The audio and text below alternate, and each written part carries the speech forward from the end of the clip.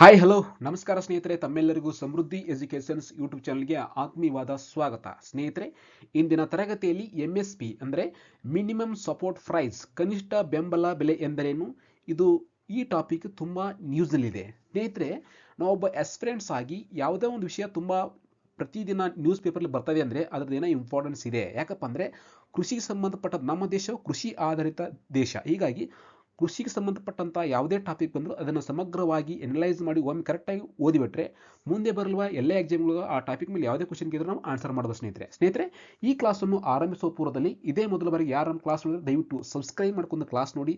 ಅದೇ ರೀತಿ ಈ ವಿಡಿಯೋ ಇಷ್ಟ ದಯವಿಟ್ಟು ಒಂದು ಲೈಕ್ ಮಾಡೋದನ್ನು ಮರಿಬೇಡಿ ಸ್ನೇಹಿತರೆ.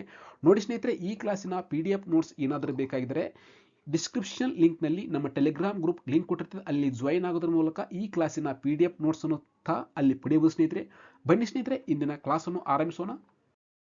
ನೋಡಿ ಸ್ನೇಹಿತರೆ, ಫಸ್ಟು ವಿಷಯ ಏನಿದೆಪ್ಪ ಅಂದರೆ MSP ಬಗ್ಗೆ ಇದೆ, ಅಂದರೆ ಮಿನಿಮಮ್ ಸಪೋರ್ಟ್ ಪ್ರೈಸ್, ಕನಿಷ್ಠ ಬೆಂಬಲ ಬೆಲೆ. ಅದು ಎಂದ್ರೆ ಏನನ್ನು ತಿಳ್ಕೊಂಡ್ಬಿಟ್ರೆ ಕ್ಲಿಯರ್ ಆಗಿಬಿಡ್ತದೆ ವಿಷಯ. ಓಕೆ, ನೋಡಿ, MSP ಅಂದರೆ ಸರ್ಕಾರವು ಅವರ ಉತ್ಪನ್ನಗಳಿಗೆ ಅಂದರೆ ರೈತರ ಉತ್ಪನ್ನಗಳನ್ನು ಖರೀದಿಸಿದಾಗ ರೈತರಿಗೆ ಪಾವತಿಸುವ ಖಾತ್ರಿಯ ಮೊತ್ತವಾಗಿದೆ. ಓಕೆ, MSP ಅಂದರೆ ಸರ್ಕಾರವು 22 ಕಡ್ಡಾಯ ಬೆಳೆಗಳಿಗೆ MSPಗಳನ್ನು ಮತ್ತು ಕಬ್ಬಿಗೆ ನ್ಯಾಯಯುತ ಅಂದರೆ 22ಗೆ MSP ಒಳಗೆ ಬರ್ತಾವೆ. ಒಂದು ಕಬ್ಬು ಅನ್ನೋದು ಏನಿದೆಲ್ಲ FRP ಅಂತಿದೆ, ಅಂದರೆ ಫೇರ್ ಆ್ಯಂಡ್ ರಿಮ್ಯುನರೇಟಿವ್ ಪ್ರೈಸ್, ಅಂದರೆ ನ್ಯಾಯಯುತ ಮತ್ತು ಲಾಭದಾಯಕ ಬೆಲೆಯನ್ನು FRP ಅಡಿಯಲ್ಲಿ ಕಬ್ಬಿಗೂ ಒಂದು ಬೆಂಬಲ ಬೆಲೆಯನ್ನು ಸೂಚಿಸಲಾಗಿದೆ. ಒಟ್ಟು ಟೋಟಲ್ಲು 22 + 1 ಅಂದರೆ ಕಬ್ಬು ಒಂದು, ಒಟ್ಟು ಟೋಟಲ್ MSP ಒಳಗೆ ಎಷ್ಟು ಬೆಳೆಗಳಿದಾವೆ ಅಂತಲೂ ಕೇಳ್ತಾರೆ. ಇದೇ ರೀತಿ KPSC ಪ್ರಿಲಿಮ್ಸ್ ಮತ್ತು UPSCಗೆ ಇಲ್ಲಿ MSP ಅಡಿಯಲ್ಲಿ ಬರುವ ಬೆಳೆಗಳ ಲಿಸ್ಟನ್ನು ತಿಳ್ಕೊತಾರೆ. ಹೀಗಾಗಿ ನಾವು ಸಮಗ್ರವಾಗಿ 22 ಬೆಳೆಗಳನ್ನು ಸಮಗ್ರವಾದ ಮಾಹಿತಿ ನಮಗೆ ಗೊತ್ತೇ ಇರಲೇಬೇಕಾಗುತ್ತದೆ. ಯಾಕೆ ಈ ಕೆಳಗಿನ ಯಾವ ಬೆಳೆಯು MSP ಅಡಿಯಲ್ಲಿ ಬರುತ್ತದೆ ಅಂತೇಳಿ ಕ್ವಶನ್ ಕೇಳಬಹುದಲ್ವಾ. ಹೀಗಾಗಿ MSP ಸಂಬಂಧಪಟ್ಟಂಥ ಅಷ್ಟು ಬೆಳೆಗಳ ಲಿಸ್ಟ್ ನಾವು ನೋಡಿಕೊಳ್ಳೋದು ಅತಿ ಅವಶ್ಯವಾಗಿರ್ತದೆ. ನೋಡಿ, ನೆಕ್ಸ್ಟು ಕಡ್ಡಾಯ ಬೆಳೆಗಳು. ಖಾರಿಫ್ ಋತುವಿನಲ್ಲಿ ಒಟ್ಟು 14 ಬೆಳೆಗಳಿವೆ. ಅದೇ ರೀತಿ ರಬಿ ಬೆಳೆಗಳು 6 ಇವೆ. ಇತರ 2 ವಾಣಿಜ್ಯ ಬೆಳೆಗಳಿವೆ. ಹೆಚ್ಚುವರಿಯಾಗಿ ಟೋರಿಯಾ ಸಿಪ್ಪೆ ಸುಲಿದ ತೆಂಗಿನಕಾಯಿಯ MSPಗಳನ್ನು ಕ್ರಮವಾಗಿ ರೆಪ್ಸಿಡ್ ಸಾಸಿವೆ ಮತ್ತು ಕೊಪ್ರಾದ MSPಗಳ ಆಧಾರದ ಮೇಲೆ ನಿಗದಿಪಡಿಸಲಾಗಿದೆ. MSP ಒಳಗೆ ಬರುವಂಥ ಬೆಳೆಗಳು. ಓಕೆ, ನೆಕ್ಸ್ಟ್ ನೋಡಿ, MSP ಸಂಬಂಧಪಟ್ಟ ಸ್ವಲ್ಪ ಮಾಹಿತಿ ಸ್ವಲ್ಪ ಕಲೆಕ್ಟ್ ಮಾಡ್ಕೊಳ್ಳೋಣ. ಅದ್ರ ಬಗ್ಗೆ ತಿಳ್ಕೊಂಡಿಕೊಂಡ್ರೆ ಅದಕ್ಕೆ ಸಂಬಂಧಪಟ್ಟ ಸ್ವಲ್ಪ ಮಾಹಿತಿ ನೋಡೋಣ. ಪೂರ್ಣ ಫುಲ್ ಫಾರ್ಮ್, ಕನಿಷ್ಠ ಬೆಂಬಲ ಬೆಲೆ, ಮಿನಿಮಮ್ ಸಪೋರ್ಟ್ ಪ್ರೈಸ್ ಯಾವ ವರ್ಷ ಸ್ಥಾಪಿಸಲಾಯಿತು ಅಂದರೆ 1966-67. 1966-67 ಅಂದರೆ ಏನು ನೆನಪಾಗಬೇಕು ನಿಮಗೆ? ಹಸಿರು ಕ್ರಾಂತಿ, ಗ್ರೀನ್ ರೆವಲ್ಯೂಷನ್ ನೆನಪಾಗಬೇಕು. ಹಸಿರು ಕ್ರಾಂತಿ. ಓಕೆ, ಹಸಿರು ಕ್ರಾಂತಿ ಅಂದ್ರೆ ಯಾರು ನೆನಪಾಗಬೇಕು? MS ಸ್ವಾಮಿನಾಥನ್ ನೆನಪಾಗಬೇಕು. ಓಕೆ, MS ಸ್ವಾಮಿನಾಥನ್ ಏನು ನೆನಪಾಗಬೇಕು? 2024ರಲ್ಲಿ ಅವರಿಗೆ ಭಾರತ ರತ್ನ ಘೋಷಿಸಲಾಗಿದೆ. ಹಾಗಾದರೆ ಎಷ್ಟು ಜನಕ್ಕೆ ಭಾರತ ರತ್ನ ಘೋಷಿಸಲಾಗಿದೆ ಅದು ನೀವು ಕಾಮೆಂಟ್ ಸೆಕ್ಷನ್ ಆನ್ಸರ್ ಮಾಡಬೇಕು. ಯಾಕಂದ್ರೆ ಇದೇ ಪ್ರಥಮ ಬಾರಿಗೆ ಅತಿ ಹೆಚ್ಚು ಜನರಿಗೆ ಭಾರತ ರತ್ನ ಕೊಟ್ಟಿದ್ದಾರೆ. ಅದರಲ್ಲಿ ಚೌಧರಿ ಚರಣ್ ಸಿಂಗ್ ಕೃಷಿಗೆ ಸಂಬಂಧಪಟ್ಟಂತ ಅವರು ಒಂದು ಸ್ವಲ್ಪ ಇದಾಗ್ತಿದೆ. ಅದೇ ರೀತಿ ಸ್ವಾಮಿನಾಥನ್ ರೀಸೆಂಟಾಗಿ ಅವರು ಮರಣ ಹೊಂದಿದ್ದಾರೆ. ಹೀಗಾಗಿ ಅವರಿಗೂ ಭಾರತ ರತ್ನ ಕೊಟ್ಟಿದ್ದಾರೆ. ಇದು ತುಂಬ ನ್ಯೂಸ್ನಲ್ಲಿದೆ. ಹೀಗಾಗಿ ಒಂದು ನೋಡಿಲ್ಲ, ನಾವು MSP ಸ್ಥಾಪಿಸಲಾಗಿದ್ದೆ ಏನು ರೀಸನ್ ಏನಪ್ಪ ಅಂದರೆ 1966-67 ಅಂತ. ಇದೇ ವರ್ಷ ನಮಗೆ ಯಾಕೆ ನೆನಪಾಗ್ತಂದ್ರೆ ಒಂದಕ್ಕೊಂದು ಲಿಂಕ್ ಕೊಡಬೇಕು. ಯಾಕಪ್ಪ ಅಂದರೆ MS ಸ್ವಾಮಿನಾಥನ್ ಲಿಂಕ್ ಕೊಟ್ಬಿಟ್ರೆ ಅಲ್ಲಿ MS ಸ್ವಾಮಿನಾಥನ್ ಪ್ರೆಸೆಂಟ್ ಅಲ್ಲಿ 66ರಿಂದ ಪ್ರೆಸೆಂಟ್ ಇವಾಗ ಅವರು ತೀರ್ಕೊಂಡ್ರಲ್ಲ, ಅಲ್ಲಿದ್ದವ್ರಿಗೆ ಒಳ್ಳೆ 2024 ತರಬೇಕು. ನಾವು 2024ರಲ್ಲಿ ಏನು ಮಾಡಿದ್ರು? ಭಾರತ ರತ್ನ ಪ್ರಶಸ್ತಿ ಕೊಟ್ಟರು. ಓಕೆ, ಅದೇ ರೀತಿ ಭಾರತ ರತ್ನ ಪ್ರಶಸ್ತಿಯನ್ನು ಪಡೆದ ಪ್ರಥಮ ವಿದೇಶಿಗರು ಯಾರು ಅದು ತಿಳ್ಕೋಬೇಕು. ಸ್ವಲ್ಪ ಒಂದಕ್ಕೊಂದು ಲಿಂಕ್ ಕೊಟ್ಬಿಟ್ರೆ ವಿಷಯ ನಮಗೆ ನೆನಪಿರ್ತದೆ. ಓಕೆ, ನೋಡಿ, ಸಚಿವಾಲಯ ಯಾವ ಸಚಿವಾಲಯದ ಅಡಿ ಬರ್ತಪ್ಪ ಅಂದರೆ ಕೃಷಿ ಸಚಿವಾಲಯ. MSPಯನ್ನು ಕಂಡು ಹಿಡಿದವರು ಯಾರು ಅಂದರೆ LK ಜಾ ಸಮಿತಿ ಅಂತ ಬರ್ತದೆ. ಓಕೆ, ಹಾಗಾದರೆ ಫಾದರ್ ಆಫ್ MSP ಯಾರಪ್ಪ ಅಂದರೆ doctor Frank W Parker. Father of minimum support price ಯಾರು? Doctor Frank W Parker. ನೋಡಿ, ಕನಿಷ್ಠ ಬೆಂಬಲ ಬೆಲೆ ಇದಕ್ಕೆ ಸಂಬಂಧಪಟ್ಟಂತ ಸ್ವಲ್ಪ ಬ್ರೀಫ್ ಹಿಸ್ಟ್ರಿ. ಯಾಕೆ ಇದನ್ನು ಯಾಕೆ ತರಬೇಕಾಯ್ತು ಭಾರತದಲ್ಲಿ, ಇದ್ರ ಬೇಡಿಕೆ ಯಾಕಿದೆ ಅಂತ ಸ್ವಲ್ಪ ನೋಡೋಣ. ಓಕೆ, 1947ರಲ್ಲಿ ಅಲ್ಲಿಂದ ಭಾರತದ ಕೃಷಿ ಅವಸಾನದ ಅಂಚಿನಲ್ಲಿತ್ತು. ಅಂದರೆ ಬ್ರಿಟಿಷರ ಆಳ್ವಿಕೆಗೆ ನಮ್ಮ ದೇಶದ ಕೃಷಿ ನಲುಗಿ ಹೋಗಿತ್ತು. ಹೀಗಾಗಿ ಸ್ವತಂತ್ರ ನಂತರ 1957ರಲ್ಲಿ ಕೃಷಿಯ ಸುಧಾರಣೆಯ ಸಲುವಾಗಿ 1957ರಲ್ಲಿ ಫುಡ್ ಗ್ರೀನ್ ಕಮಿಟಿಯನ್ನು ಭಾರತ ಸರ್ಕಾರ ಸ್ಥಾಪನೆ ಮಾಡಲಾಗಿತ್ತು. ಈ ಸಮಿತಿಯು ಕೃಷಿಯಲ್ಲಿರುವಂಥ ಗಳಿಕೆಯನ್ನು ಕುರಿತು, ಕೃಷಿಯನ್ನು ಯಾವ ರೀತಿ ಡೆವಲಪ್ಮೆಂಟ್ ಮಾಡಬೇಕು ಅನ್ನೋದ್ರ ಕುರಿತು ಫುಡ್ ಗ್ರೀನ್ ಕಮಿಟಿಯು ಅಧ್ಯಯನ ಮಾಡುತ್ತದೆ. ಓಕೆ, ಈ ಫಸ್ಟ್ ಪಾಯಿಂಟ್ ಇದು. 1964ರಲ್ಲಿ ಅಂದರೆ LK ಜಾ ಸಮಿತಿಯು ಭಾರತ ಸರ್ಕಾರ ನೇಮಿಸಿತು. ಇದನ್ನು ಸಹ ಫುಡ್ ಗ್ರೀನ್ ಕಮಿಟಿ ಎಂದು ಕರೆಯಲಾಗ್ತದೆ. ಇದು MSP ಯನ್ನು ಕುರಿತು ಮೊಟ್ಟ ಮೊದಲ ಬಾರಿಗೆ ಚಿಂತನೆ ಮಾಡಲಾಯಿತು. ಅಂದರೆ ಇನ್ನಿಗಡೆ ಇದೆ. ಅಂದರೆ MSP ಅನ್ನು ಕಂಡುಹಿಡಿದ ಯಾರಪ್ಪ ಅಂದರೆ LK ಜಾ ಕಮಿಟಿ. ಇಷ್ಟು ಮಾಹಿತಿ ಗೊತ್ತಿರಲಿಲ್ಲ ನಮಗೆ. ಅಂದರೆ ಸ್ವತಂತ್ರ ಪೂರ್ವದಲ್ಲಿಯೇ ಬ್ರಿಟಿಷರ ಆಳ್ವಿಕೆ ಒಳಪಡುತ್ತಲ್ಲ, ಕೃಷಿ ಅವಸಾನದ ಅಂಚಿನಲ್ಲಿ ಹೋಗಿತ್ತು. ಯಾಕಂದರೆ ಇಂಥ ಬೆಳೆಯನ್ನು ಎಕ್ಸಾಂಪಲ್ ನೀಲಿ ಬೆಳೆ ಅದನ್ನೇ ಬೆಳಿಬೇಕಂತ ಹೇಳಿ ಬ್ರಿಟಿಷರು ಒತ್ತಾಯ ಮಾಡ್ತಾರೆ. ಹೀಗಾಗಿ ನಮ್ಮ ದೇಶದ ಕೃಷಿ ಅವಸಾನದ ಅಂಚಿನಲ್ಲಿತ್ತು. ಹೀಗಾಗಿ ಸ್ವತಂತ್ರ ಸಿಕ್ಕ ನಂತರ ಕೃಷಿಯನ್ನು ಮೇಲೆತ್ತಲು ಏನೇನು ಮಾಡಬೇಕಾಗತ್ತೆ ಅನ್ನೋ ಸಲುವಾಗಿ 1957ರಲ್ಲಿ ಭಾರತ ಸರ್ಕಾರವು ಫುಡ್ ಗ್ರೀನ್ ಕಮಿಟಿಯನ್ನು ನೇಮಕ ಮಾಡಲಾಯಿತು. ಅದರ ನಂತರವಾಗಿ ಮತ್ತು 1964ರಲ್ಲಿ LK ಜಾ ಸಮಿತಿ ನೇಮಕ ಮಾಡಲಾಯಿತು. ಆ ಸಮಿತಿ ಏನು ಮಾಡಿತಪ್ಪ ಅಂದರೆ MSP ಯನ್ನು ಮೊಟ್ಟ ಮೊದಲ ಬಾರಿಗೆ ಅದನ್ನು ಜಾರಿಗೆ ಚಿಂತನೆ ಮಾಡಿತ್ತು. ಇಷ್ಟು ಮಾಹಿತಿ ಗೊತ್ತಿರಲಿ. ನಂತರ 1965ರ ಜನವರಿಯಲ್ಲಿ ಅಗ್ರಿಕಲ್ಚರ್ ಕೃಷಿ ಸಮಿತಿಯನ್ನು ರಚನೆ ಮಾಡಲಾಯಿತು. ಇದನ್ನು ಸಂಕ್ಷಿಪ್ತವಾಗಿ APC ಅಂತ ಕರೀತಾರೆ. APC ಅಂದರೆ ಅಗ್ರೋ ಪ್ರೊಸೆಸಿಂಗ್ ಸೆಂಟರ್. ಅದು ಮಾಹಿತಿ ಗೊತ್ತಿರಲಿ. ನೆಕ್ಸ್ಟ್ 1967ರಲ್ಲಿ MSP ಯನ್ನು ಘೋಷಣೆ ಮಾಡಲಾಯಿತು. ಯಾವ ವರ್ಷ ಘೋಷಣೆ ಆಯಿತು? 1967ರಲ್ಲಿ. ಈ ಸಂದರ್ಭದಲ್ಲಿ ಅಂದರೆ 1966 ಮತ್ತು 67ರಲ್ಲಿ ಭಾರತದಲ್ಲಿ ಹಸಿರು ಕ್ರಾಂತಿ MS ಸ್ವಾಮಿನಾಥನ್ ಅವರು ಹಸಿರು ಕ್ರಾಂತಿ ಘೋಷಣೆ ಮಾಡಿದರು. ಹಸಿರು ಕ್ರಾಂತಿಯಿಂದ ಸ್ಫೂರ್ತಿಗೊಂಡು 1966ರಲ್ಲಿ MSP ಯನ್ನು ಘೋಷಣೆ ಮಾಡಲಾಯಿತು. ನಂತರ ಇದನ್ನು ಇಡೀ ಭಾರತ ದೇಶಕ್ಕೆ ಇದನ್ನು ಅನ್ವಯ ಮಾಡಿಕೊಳ್ಳಲು ಒತ್ತಡ ಹೆಚ್ಚಾಯಿತಲೇ ಪ್ರಾರಂಭವಾಯಿತು. ನೆಕ್ಸ್ಟ್ 1980ರಲ್ಲಿ APC ಯನ್ನು ಮರುನಾಮಕರಣ ಮಾಡಲಾಯಿತು. ಏನಂತ ಮಾಡಲಾಯಿತು? ಅದು APC ಅಂದ್ರೇನು? ಅಗ್ರೋ ಪ್ರೊಸೆಸಿಂಗ್ ಸೆಂಟರ್ ಅನ್ನೋದನ್ನು 1980ರಲ್ಲಿ CACP ಅಂದರೆ commission for agriculture cost and price ಅಂತೇಳಿ APC ಇದನ್ನು 1980ರಲ್ಲಿ CACP ಎಂದು ಬದಲಾವಣೆ ಮಾಡಲಾಯಿತು. ಇಷ್ಟು ಮಾಹಿತಿ ಗೊತ್ತಿರಲಿ.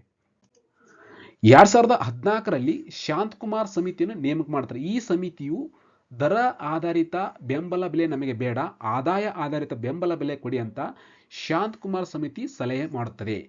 MSP ಯನ್ನು ಯಾರು ಘೋಷಣೆ ಮಾಡ್ತಾರೆ? ಇದು ವೆರಿ ಇಂಪಾರ್ಟೆಂಟ್ ಇರುತ್ತೆ ನೋಡಿ.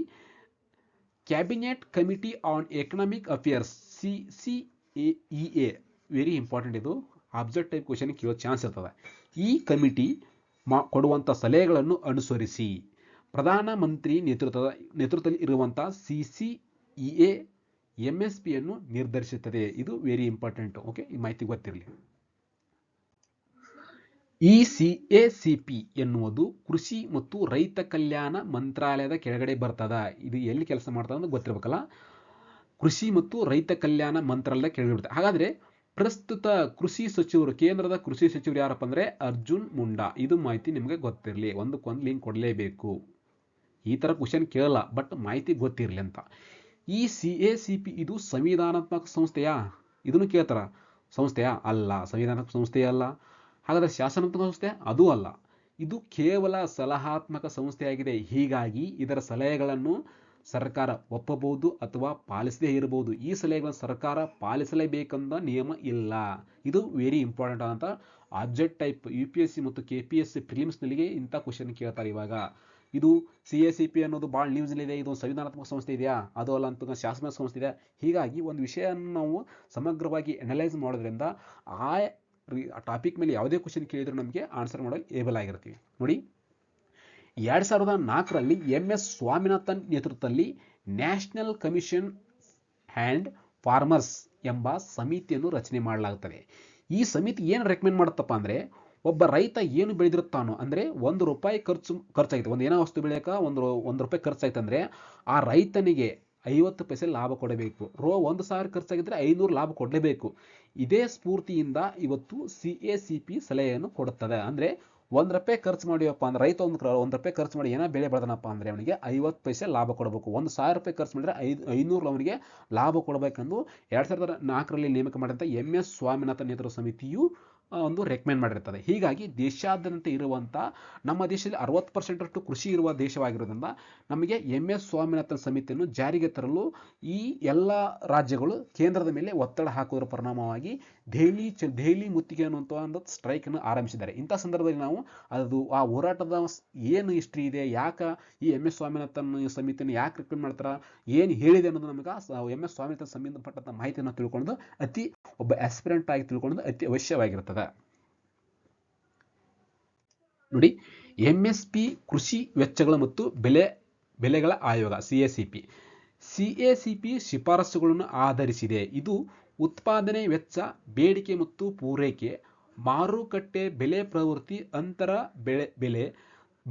ಬೆಲೆ ಸಮಾನತೆ ಮುಂತಾದ ವಿವಿಧ ಅಂಶಗಳನ್ನು ಪರಿಗಣಿಸುತ್ತದೆ. ಓಕೆ, ಸಿಎಸಿಪಿ ಭಾರತ ಸರ್ಕಾರ ಕೃಷಿ ಮತ್ತು ರೈತರ ಕಲ್ಯಾಣ ಸಚಿವಾಲಯದ ಲಗತ್ತಿಸಲಾದ ಕಚೇರಿಯಾಗಿದೆ. ಇದು ಜನವರಿ 1965ರಲ್ಲಿ ಅಸ್ತಿತ್ವಕ್ಕೆ ಬಂದಿದೆ. ಭಾರತದ ಪ್ರಧಾನಮಂತ್ರಿಯವರ ಅಧ್ಯಕ್ಷತೆಯ ಆರ್ಥಿಕ ವ್ಯವಹಾರಗಳ ಸಮಿತಿಯು ಎಂಎಸ್ಪಿಗಳ ಮಟ್ಟದಲ್ಲಿ ಅಂತಿಮ ನಿರ್ಧಾರವನ್ನು ತೆಗೆದುಕೊಳ್ಳುತ್ತಾರೆ. ನೋಡಿ, CCEA cabinet committee on economic affairs, ಇದ್ರದ್ದು ಅಬ್ಸರ್ವೇಷನ್, ಇದ್ರದ್ದು full form ಗೊತ್ತಿರಲೇಬೇಕು.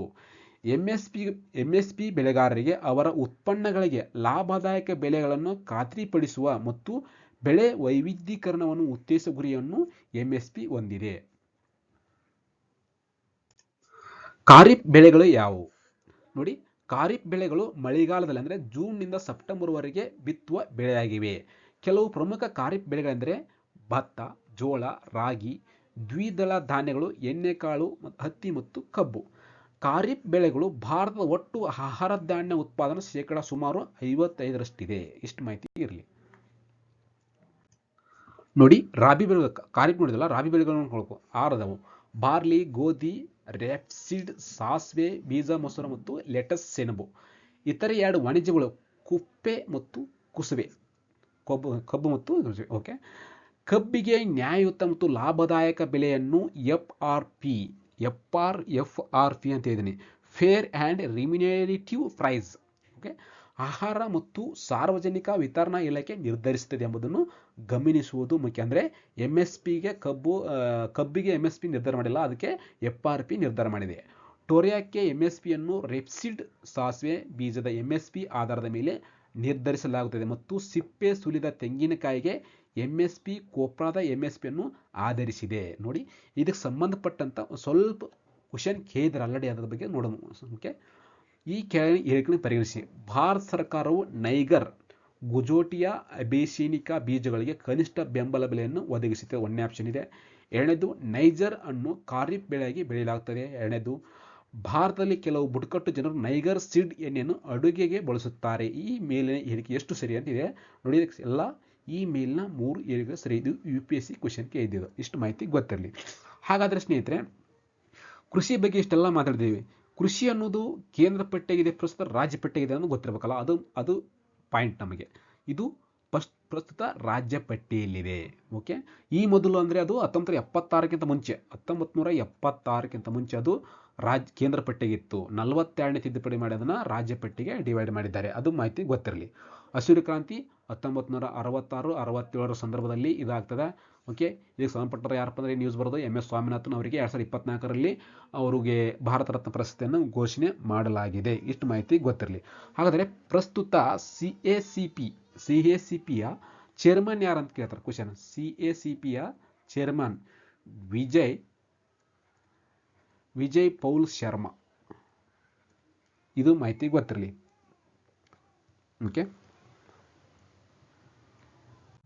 Okay, thank you ಸ್ನೇಹಿತರೆ. ಬಹುದಿನಗಳ ವಿರಾಮದ ನಂತರ ಇಂದು ಕ್ಲಾಸು ಮಾಡಿದ್ದೇನೆ. ಕೆಲಸದ ಒತ್ತಡ, ವೈಯಕ್ತಿಕ ಕಾರಣದ ಕೆಲಸ ಮಾಡಲು ಆಗಿರೋದು ದಯವಿಟ್ಟು ಎಲ್ಲರಿಗೆ ತಮ್ಮಲ್ಲಿ ಕ್ಷಮೆ ಕೇಳುತ್ತಾ, ಇಂದಿನ ಕ್ಲಾಸ್ ತಮಗೆ ಉಪಯುಕ್ತವಾಗಿದ್ದರೆ, ನನಗೆ ಸಂಬಂಧಪಟ್ಟಂಥ ಮಾಹಿತಿಯನ್ನು ಸಮಗ್ರವಾಗಿ ವಿಶ್ಲೇಷಣೆ ಮಾಡಿದರೆ, ಏನಾದರೂ ತಮ್ಮ ಸಲಹೆಗಳು ಸೂಚನೆಗಳು ಇದ್ದರೆ ದಯವಿಟ್ಟು ನಮ್ಮ ಕಮೆಂಟ್ ಸೆಕ್ಷನಲ್ಲಿ ತಿಳಿಸಿ ಸ್ನೇಹಿತರೆ. ತಮ್ಮ ಸಲಹೆ ಸೂಚನೆಗೆ ಯಾವಾಗಲೂ ಸ್ವೀಕರಿಸಲು ಸದಾ ಸಿದ್ಧನಾಗಿರುತ್ತೇನೆ. ಓಕೆ, ತಮ್ಮೆಲ್ಲರಿಗೂ ಒಳ್ಳೆಯದಾಗಲಿ ಸ್ನೇಹಿತರೆ. All the best. ನಮಸ್ಕಾರ ಸ್ನೇಹಿತರೆ.